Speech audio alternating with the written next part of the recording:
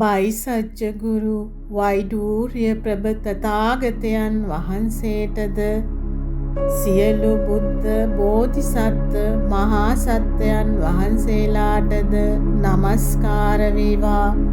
බයිසජ්ජ ගුරු වෛඩූර්ය ප්‍රභ තථාගත සූත්‍රය මා විසින් මෙසේ අසන ලදී. නොඑක් දේශයන්හි සත්වයන්ට දහම් අමාරස පොවමින් වඩිනා තථාගතයන් වහන්සේ වෛශාලි නගරයටද සම්ප්‍රාප්ත වූසේක. උන්වහන්සේ සංගීත රාව නගන්නා වූ ගසක් යට අසුන්ගත් විට ඒ වටා 80000ක් භික්ෂූන් වහන්සේලාද 36000ක් මහා සත්වයන් වහන්සේලාද රාජ මහා මාත්‍ය බ්‍රාහ්මණ උපාසක යක්ෂ දිව්‍ය නාග කින්නර යනාදී සියල්ලෝද රැස් වූහ. තථාගතයන් වහන්සේ භක්ති භාරාවනත ඒ මහත් සමාගමයට දහම් දෙසූසේක.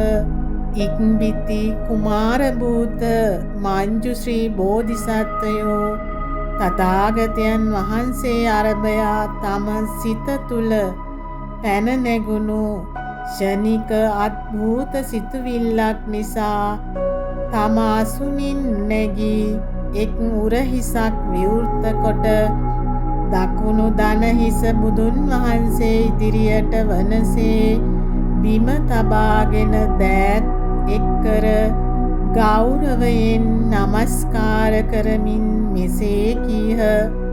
භාග්‍යවතුන් වහන්ස, බුදු දහම පිරිහීගෙන යන අනාගත කාලය තුල වෙසෙන ජීවී සත්වයන්ගේ හිතසුව හා පහන් සංවේගය පිණිසත් එසේම ශ්‍රාවකයන්ට සිය කර්ම බාධකයන් ඉවත් කර දැමීම පහසු කිරීම පිණිසත් පෙර සිටි බුදුවරයන් වහන්සේලාගේ නම් සහ උන්වහන්සේලා එක් නම ඊට ඉහත කාලවකවානු ජාතිවලදී කළ ප්‍රාර්ථනා හා ඒවායේ විශේෂ ආශිර්වාදයන් පිළිබඳව අසා දැන ගැනීමට කැමැත්තෙමු. එවිට භාග්‍යවතුන් වහන්සේ කුමාර භූත මංජුශ්‍රී බෝධිසත්වයන්ට ප්‍රශංසා කරමින් මෙසේ කීසේක. මංජුශ්‍රියනි, ඊතා යහපත්ය ධර්මය පිරිහී යන කාලය තුල වෙසෙන ජීවී සත්වයන්ගේ කර්ම බාධකයන් කපා හැරීම සඳහාත් ඔවුන් සතුටු කිරීම සඳහාත් ඔවුන්ට සේවයක් වීම සඳහාත් බුදුන් වහන්සේලාගේ නම් හා උන්වහන්සේලා කළ ප්‍රාර්ථනාවන් හා ඒවායේ ආශිර්වාදයන් පිළිබඳව කරුණු කියන ලෙස ඔබ ඉල්ලා සිටින්නේ හුදු කරුණාව නිසාමය. දැන් මා කියන්නට යන දෙය අසා හොඳින් සිත්හි දරාගන්න. මංජුශ්‍රී බෝධිසත්වයෝ එවිට මෙසේ කීහ. දේශනා කරනු මැනවි. අපි ඇසීමට පුලපුලා බලා සිටින්නෙමු.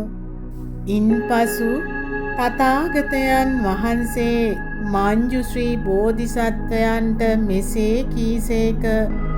මෙම ස්ථානයෙන් නැගෙනහිර දෙසට ගංගානම් ගංගාවල් 10ක වැලි කැට සමාන වූ විශාල බුද්ධ ශේෂ්ත්‍ර සංඛ්‍යාවක් පසු කර ගිය තැන වෛඩූර්ය ශුද්ධ නම් වූ භූමියක් ලෝකයක් සමුවන්නේය. එහි බයිසජ්ජගුරු වෛඩූර්ය ප්‍රභ තථාගත නමින් යුතු සම්්‍යක් සම්බුද්ධ වූද කායික මානසික චර්යාවෙන් පරිපූර්ණ වූද ධර්මිෂ්ඨ මාර්ගය සොයාගත්තා වූද ලෝකය පිළිබඳ සියල්ල දන්නා වූද පුරුෂයන් දමනය කිරීමේදී දක්ෂ රතාචාර්යෙකු බඳුද දෙවි මිනිසුන්ගේ ශාස්තෘ වූද බුද්ධ භාවය ප්‍රත්‍යක්ෂ කළා වූද භාග්‍යවතුන් වහන්සේ නමක් වෙසෙන්නාහ. මංජුශ්‍රීයනි බයිසජ්ජගුරු වෛඩූර්ය ප්‍රභ තථාගත නම් වූ මෙම භාග්‍යවතුන් වහන්සේ විසින් බෝධිසත්ව කලදී ජීවී සත්වයන්ගේ බලාපොරොත්තු ඉටු කර දීම සඳහා කරන ලද මහා ප්‍රාර්ථනා 12ක් ඇත්තේය. ඉන් පළමුවැන්න මෙසේය.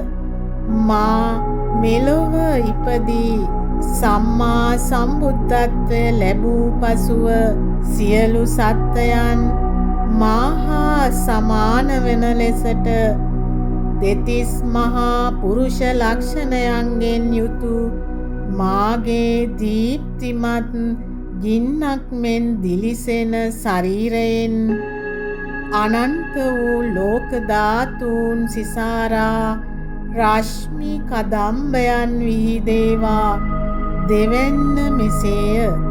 මා මෙලොව ඉපදී සම්මා සම්බුද්ධත්වය ලැබූ පසුව ඇතුළතින් සහ පිටතින් නොකැළැල් පවිත්‍ර බවකින් යුතුවද ඊතා දුරට ආලෝකය විහිදුවන්නා වූද ගැඹුරු නිල් පැහැයෙන් වෛඩූර්ය මාණික්‍යයක් මෙන් දිලෙන්නා වූද ශරීරයකින් යුතුව ඒ යහ ගුණයන් රාජකීය බවට පත්වෙමින් යාම ප්‍රභාවෙන් අලංකාරව හිරු සඳු පරයන දීප්තියෙන් යුතුව නිසලව වාඩි වී සිටිමින් සත්‍යාබෝධය ලබා ගැනීම සඳහා හොර රහසේම ජීවී සත්වයන්ට උදව් වීමට ප්‍රාර්ථනා කරමි.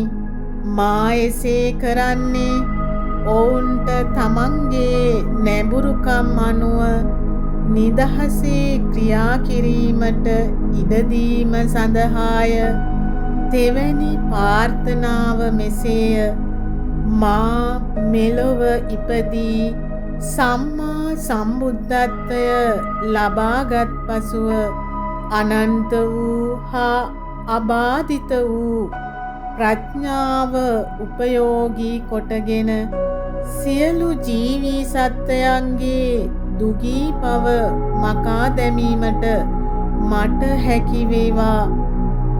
එසේ වූ විට ඔවුන්ට අවශ්‍ය සෑම දේම නොඅඩුව ලැබෙනු ඇත. සතරවැනි ප්‍රාර්ථනාව මෙසේය. මා මෙලොව ඉපදී බුද්ධත්වයට පත් වූ පසුව වැරදි මිත්‍යා දෘෂ්ටික මාර්ගවල යන්නන් නිර්වාණ මාර්ගය වෙතට යොමු කිරීමටද ශ්‍රාවකයන් හා පසේ බුදුවරයන් මහායානය වෙතට යොමු කිරීමටද මට හැකි වේවා. පස්වෙනි ප්‍රාර්ථනාව මෙසේය.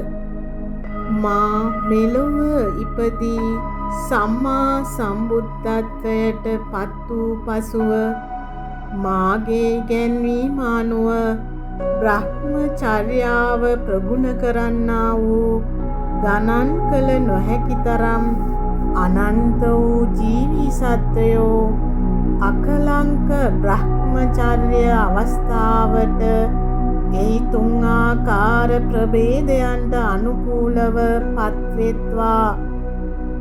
නැවත වරක් තුන් ආකාර තිරිසන් අසුර නිරායන අදම ලෝකයන්හි නූපදිත්වා.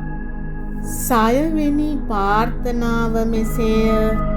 මා මෙලොව ඉපදී සම්මා සම්බුද්ධත්වය ලැබූ පසුව දුර්වල වූද මෝඩ වූද අන්ධ වූද විහිරි වූද ගොළු වූද අත්පා අප්‍රාණික වූද කුදු වූද කුෂ්ඨ වැළදුනා වූද උමතු වූද වෙනත් නොයෙක් ආකාරයෙන් රෝගී බවට පත් වූද සියලු දෙනාම මාගේ නාමය අසන්නට ලැබුණු වහාම ඒ ආබාධ වලින් මිදී සුවපත් වෙත්වා. ඔවුන්ගේ සියලු ඉන්ද්‍රියයන් යථා තත්වයට පත් වේවා. සත්වෙනි ප්‍රාර්ථනාව මෙසේය. මා මෙලොව ඉපදී සම්මා සම්බුද්ධත්වයට පත් වූ පසුව නොයෙක් අසනීප වලින් වේදනා විඳින්නා වූද උදව් කරන්නට කිසිම කෙනෙකු නැත්තා වූද පිහිටක් නැත්තා වූද වෛද්‍යවරයෙකුගේ උදව් නොලබන්නා වූද බෙහෙත් නොලබන්නා වූද වාසස්ථාන නොමැත්තා වූද දුගීව අසරණ බවට පත් වූද සියලුම දෙනා මාගේ නාමය ඔවුන්ගේ කන වැකුණු වහාම කායික මානසික වශයෙන් සුවපත්ව සතුටු සිත් ඇත්තෝ වෙත්වා. නෑදෑ මිතුරන්ද ධනයද ලැබී අවසානයේදී පරම සම්බෝධියටද පත්වෙත්වා. අටවැනි ප්‍රාර්ථනාව මෙසේය. මා මෙලොව ඉපදී සම්මා සම්බුද්ධත්වයට පත් වූ පසුව ස්ත්‍රීන්ට වැළඳෙන්නා වූ නොයෙක් දුක් කම්කටොළු හා වද වේදනාවන්ගෙන් පීඩා විඳින්නා වූද ඒවායින් හෙම්බත් වී ස්ත්‍රී ආත්මභාවයෙන් අත්මිදීමට ඉටාගෙන සිටින්නා වූද සියලුම ස්ත්‍රීහු මාගේ නාමය අසන්නට ලැබුණු වහාම ස්ත්‍රී භාවයෙන් මිදී පුරුෂ භාවයද පුරුෂ ලක්ෂණයද ලබා අවසානයේදී පරම සම්මා සම්බුද්ධත්වයට පත්වෙත්වා. නවවැනි ප්‍රාර්ථනාව මෙසේය. මා මෙලොව ඉපදී සම්මා සම්බුද්ධත්වයට පත් වූ පසුව සියලු ජීවී සත්වයෝම මායාගේ බන්ධනයන්ගෙන් නිදහස් වෙත්වා. මිත්‍යා දෘෂ්ටිකයන්ගේ බන්ධන වලින් නිදහස් වෙත්වා. ඔවුන් වැරදි ධර්මයන් අනුගමනය කිරීම නැමැති පඹගාලේ පැටලී සිටිනවා නම් ඔවුන් එයින් මුදවාගෙන සත්‍ය වූ ධර්මය මත පිහිටුවා බෝධිසත්ව චර්යාව අනුගමනය කිරීම සඳහා ඔවුන් පෙළඹවීමට මට හැකි වේවා. අවසානයේදී ඔවුහු පරම සම්බෝධිය සාක්ෂාත් කරත්වා. දසවැනි ප්‍රාර්ථනාව මෙසේය. මා මෙලොව ඉපදී සම්මා සම්බුද්ධත්වයට පත් වූ පසුව රාජනීතියෙන් දඬුවම් ලැබ ලනුවලින් බඳිනු ලැබුවා වූද කසවලින් තලනු ලැබුවා වූද හිරගෙවල් තුල දම්වැලින් බඳිනු ලැබුවා වූද මරණ දඬුවමට නියමිත වූද වෙනත් කිසියම් අකටයුත්තකින් අයුතු ලෙස දඬුවම් ලැබුවා වූද කේන්තියෙන් පිපිරෙමින් ශාරීරික හා මානසික වේදනා විඳින්නා වූද සියලුම දෙනා මාගේ නාමය අසන්නට ලැබුණු වහාම මාගේ යහගුණයන්ගේ බලය නිසා එකී දුක්වලින් නිදහස් වෙත්වා. 11 වැනි ප්‍රාර්ථනාව මෙසේය.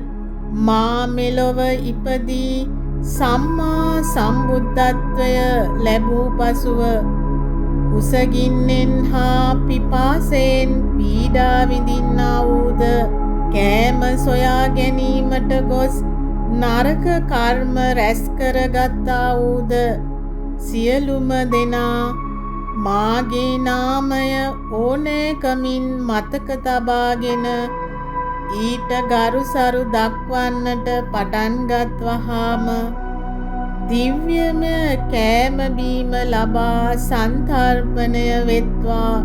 අවසානයේදී ඔවුහු ධර්ම රසය විඳ සතුටුව විමුක්තිය ලබත්වා. 12 වැනි ප්‍රාර්ථනාව මෙසේය. මා මෙලොව ඉපදී සම්මා සම්බුද්ධත්වයට පත් වූ පසුව ඇඳුම් පැළඳුම් නොමැත්තා වූද දුගී වූද මැසි මඳුරු ආදීන් නිසා දිවාරෑ දුක් විඳින්නා වූද ශීත හා උෂ්ණය නිසා දුකට පත්වන්නා වූද සියලුම දෙනා මාගේ නාමය ඕනෑකමින් මතක තබාගෙන ඊට ගරුසරු දක්වන්නට පටන්ගත් වහාම ඔවුන් ඉදිරියේ පාතිහාර්යමය ලෙස ඇඳුම් පැළඳුම් සුවඳ වර්ග යනාදිය පහළ වේවා. දසතින් කර්ණ රසායන වාද්‍ය සංගීතයක් නැගී එන අතර ඔවුන් බලාපොරොත්තු වන සෑම දේම සම්පූර්ණ වශයෙන් ඔවුන්ට ලැබී ඒවා. මංජුශ්‍රීයනි, බයිසජ්ජ ගුරු වෛඩූර්ය ප්‍රභ තථාගතයන් වහන්සේ විසින් බෝධිසත්වයෙකුව සිටිය සමයේදී කරන ලද පුදුම එළවන සුළු වූද උතුම් වූද ප්‍රාර්ථනා 12 එසේය.